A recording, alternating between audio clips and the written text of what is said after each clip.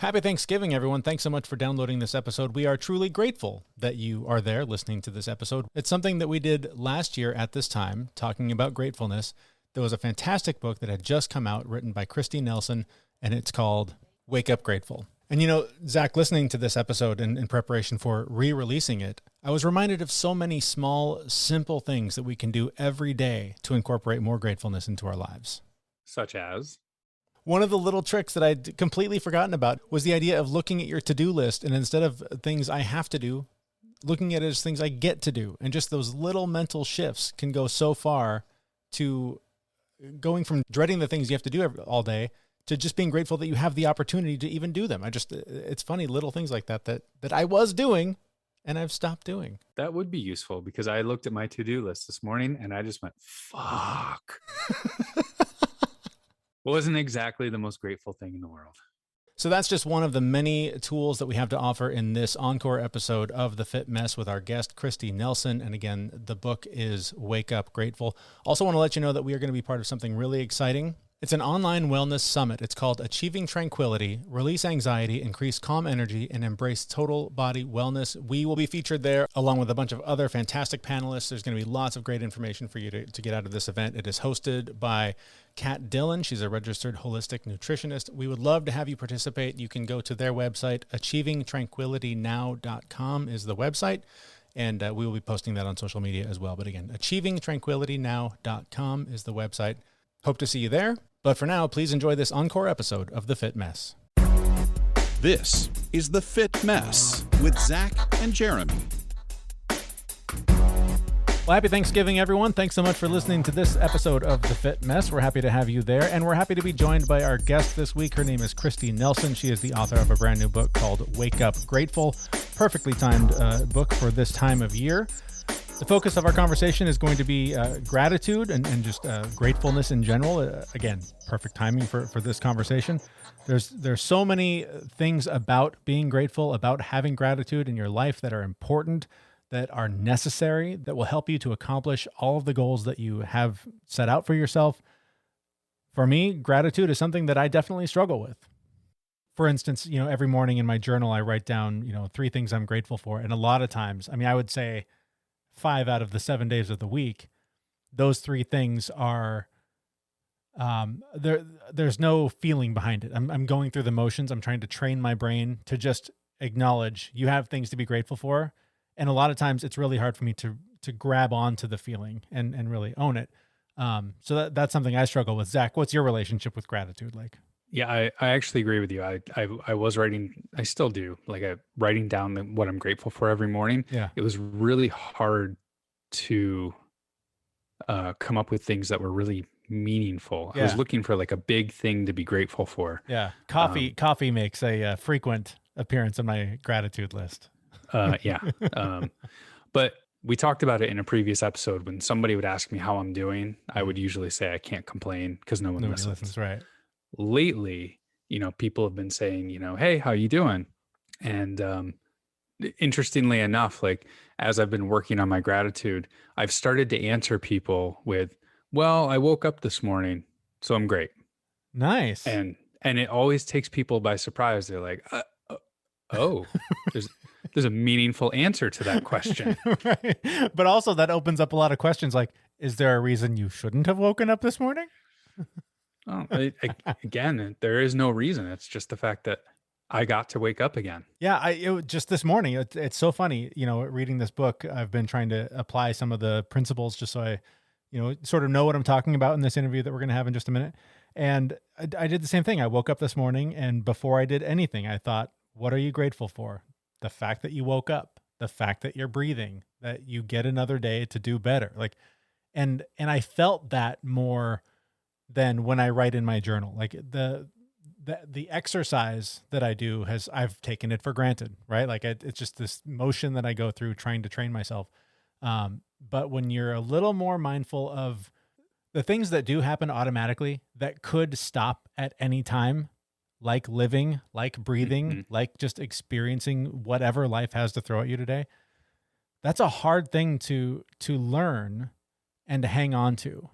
Because, even in this, somewhat slowed down society, we're still in a rat race. We're still meeting deadlines, getting kids online for school, all the things that we need to be doing. So it's so easy to not stop and take that moment to be grateful for what you have. And, it's easy for me to say because I haven't lost anyone close to me from COVID. But even in the worst of times, there's always something to be grateful for, whether it is as simple as you just get another shot today. Yeah, I've had a really tough struggle with gratitude and being grateful. I guess mostly going back to just being comfortable in my body. I think we talked about a couple of weeks ago about being highly sensitive, Mm-hmm. and at any given moment, there's at least 4 to 5 areas on my body that hurt. I can tell you right now, my left ankle hurts, my right knee hurts, my left shoulder hurts, my rib cage hurts, and I've got like a little headache in my temple right now. But that's normal for me to have pain all across my body. And it's so hard to turn it around and go, well, where do I not hurt? Let's focus there. Right. Let's be happy for the fact that my right foot doesn't hurt, or, my left knee doesn't hurt, or my right shoulder doesn't hurt. It's actually zigzagging up my body today, but but it's a connect the dots game. I know, but for a brief moment, if I focus on what's not hurting, I feel good. Yeah. Even with all the other crap that's going on. It's amazing how that applies kind of universally. I don't know if it's our fight or flight brains, but for whatever reason, we are drawn to the negative. We are constantly highlighting the hard part about our job, the thing we don't like about our boss, the nitpicking about the thing your spouse does all the time that drives you crazy, the kids whining, whatever it is. It's so easy to latch onto those things, even though they are a fraction of your day. But they have the biggest impact when they draw your attention and you keep your focus there. If you can train your brain to acknowledge those things, but to then, like you said, focus on the good that you have, I think it not only helps you feel better, but it creates those pathways in your brain and creates a sense of motivation to take the actions you need to create more abundance and more happiness in your life. But it's so counterintuitive because we're so easily drawn to, oh, I got rear-ended today. That's the worst thing that could have happened to, there's so many things that we apply so much weight to that are negative, and we just let them dominate so much space in our minds. Well, it's the societal norm, right?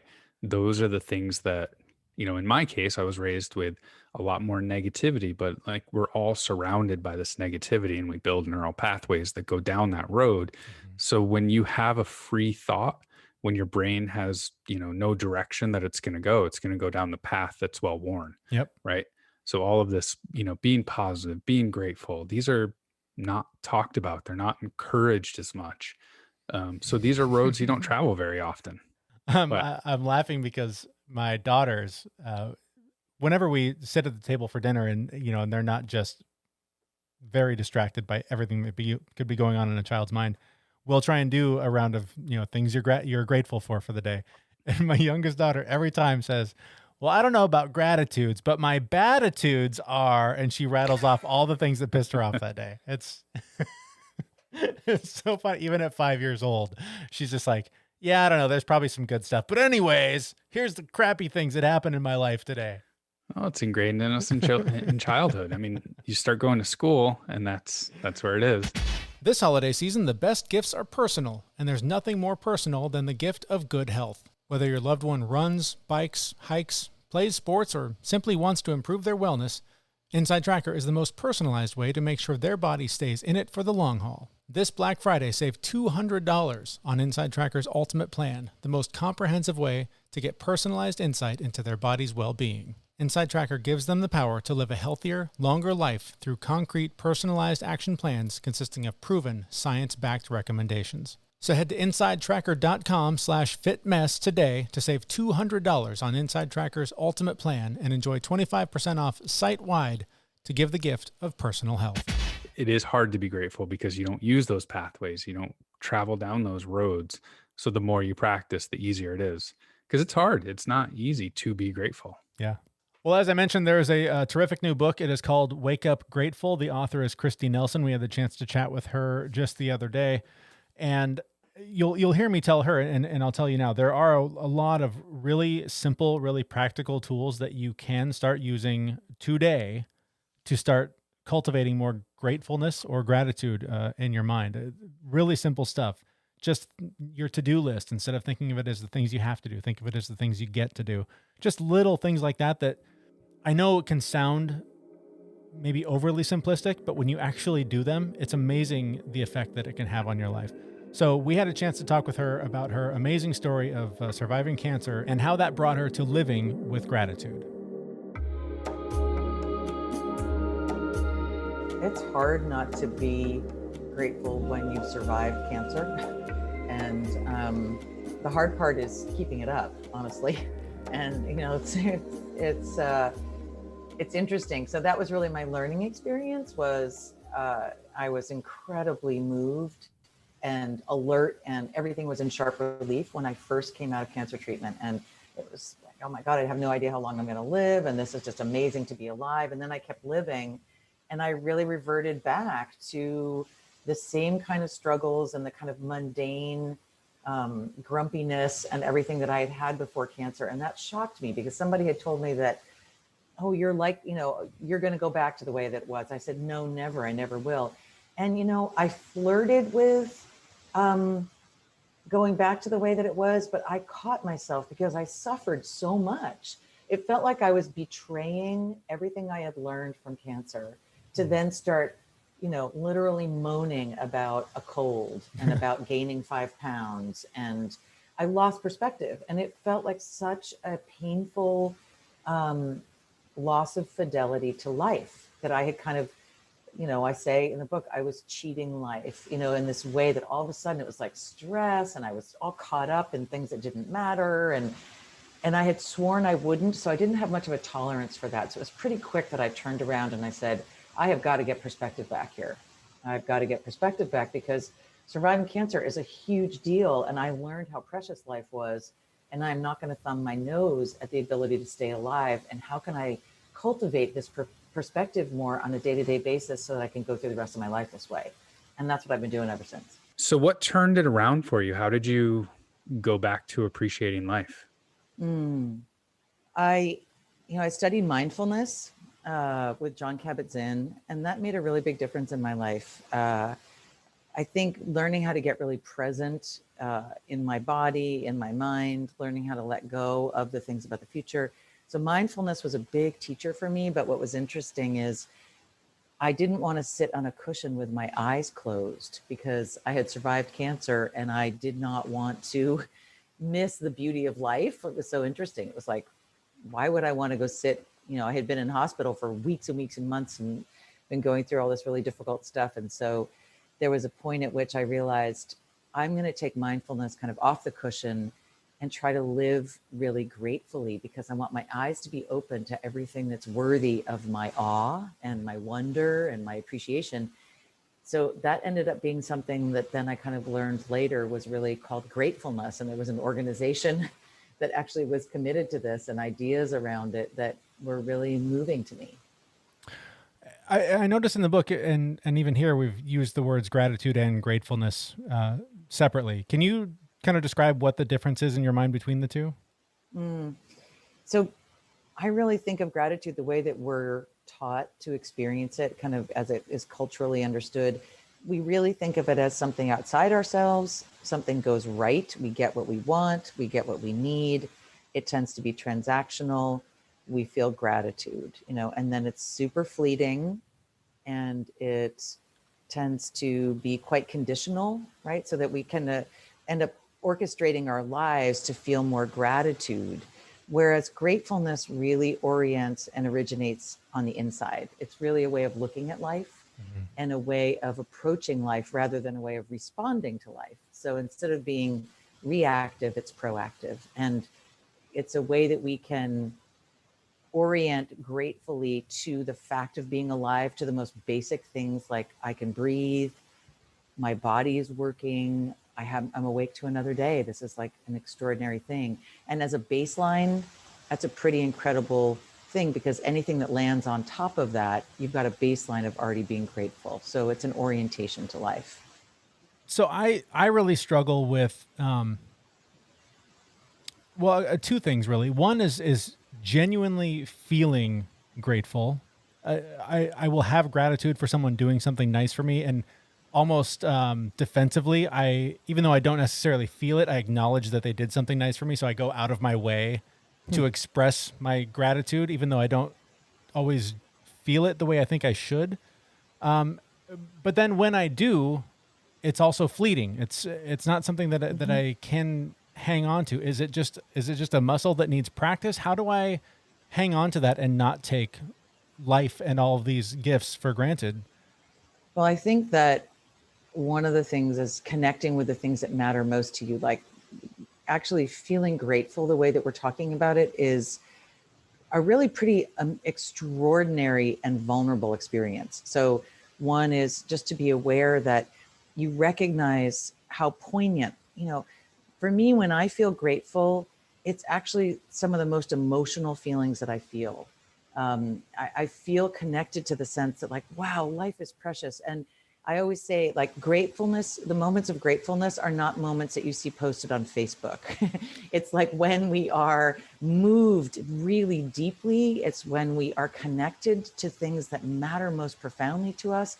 It's when we're most touched. It's when we feel connected to wonder and awe and our own smallness or our own interconnectedness to all of humanity. So they're really significant feelings, and they tend to be awakened in us by these kind of wake up call experiences, often with loss or almost losing things that we love. Things that really wakes us up to not take things for granted. And so I I would love for us to be able to cultivate that. And it is a practice. I think it's a practice, moment to moment, just like anything else that we care about cultivating in our lives. It's a muscle Mm-hmm. that you develop, and you keep training yourself in it, which is, what can I notice right now that makes me realize how fortunate I am? How am I privileged in this moment? What is working in my life? And it's about moving away from our cultural obsession with scarcity and things that aren't working and what we need more of and what we need to be different. So it's a shift in our focus, and it is really worthwhile when we learn the musculature of continually bringing our attention back to the things that matter most to us and the things that we're grateful for. Mm-hmm. I love that you said that. I spent the better part of my life looking for the next thing, and the next thing would always make me happy. And in the last 10 years, I've been able to realize that what I've got now is, the part where I'm happy. But, it is 2020 and we're almost through the year. It's been a bang up of a year. Mm-hmm. And a lot of people are looking forward to, when coronavirus is over, I'll be happy. When life is normal, I'll be happy. What would you say to some of those people who are just looking to get through this pandemic and through this, current experience that we're all going through? Boy, let's not take these times for granted, because in some ways we've got the ability right now more than almost ever to not be distracted by the hamster wheel of life outside of ourselves. This is the chance in some ways to really cultivate new practices, to pay attention to our inner life, to what we can bring to life instead of what we expect from life. I think that's going to pay huge dividends. And, going back to life as it was, going back to life as normal, I hope that's not an option for a lot of us. I mean, we want to have, a strong economy, and we want to have the things that, whatever it is that serves our well-being as a global family, as a culture, as a nation, let's have those kinds of well-being measures in place. But let's not forget that if we can cultivate not taking things for granted now, we are going to be so grateful when this is over, because we will bring such joy to the other things in life. It's kind of like surviving cancer. And, are we going to be able to hold on to that perspective?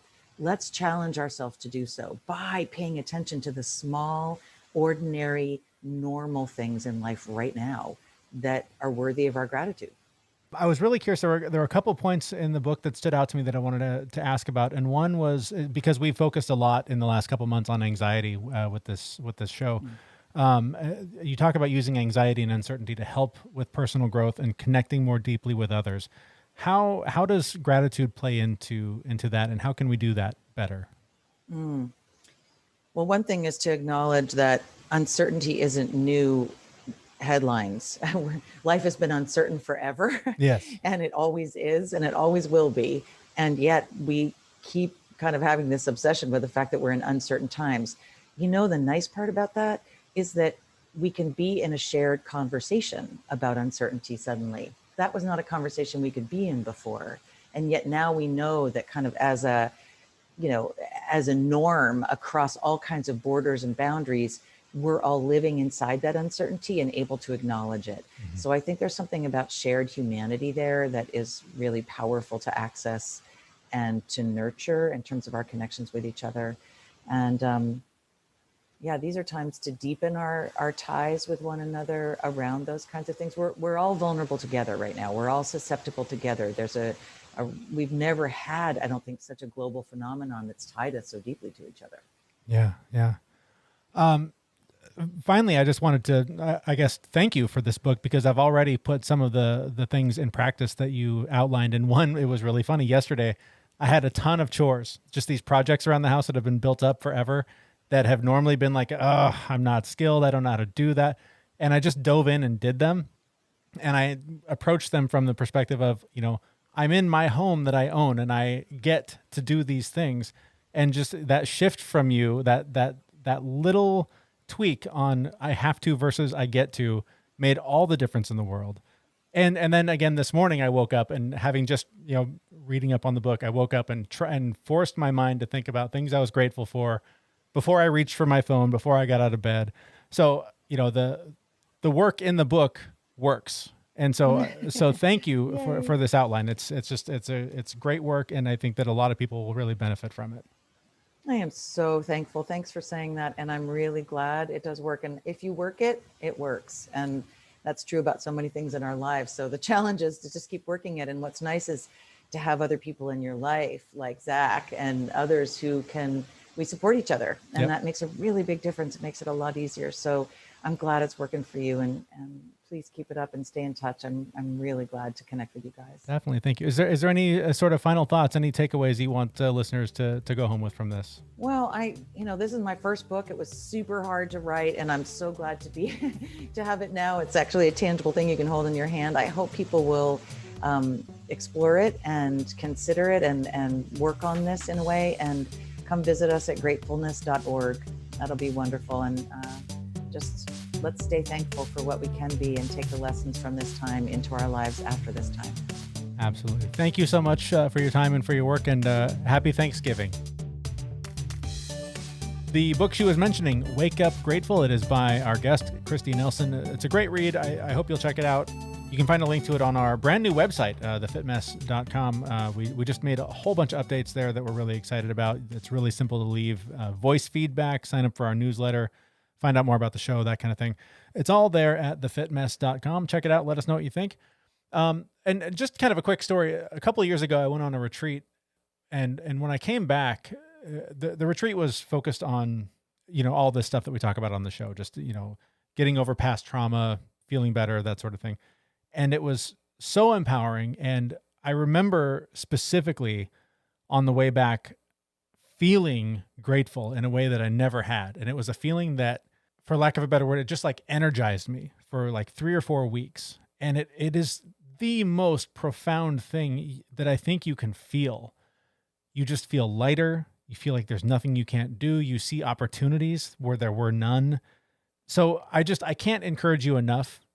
If there's something that you feel like you need to work on for self-improvement, gratefulness or gratitude, wherever you come down on the definitions, put some time in there, because it is just life-changing when you can really feel it. Especially now, here we are just the day before Thanksgiving, and a lot of us are struggling.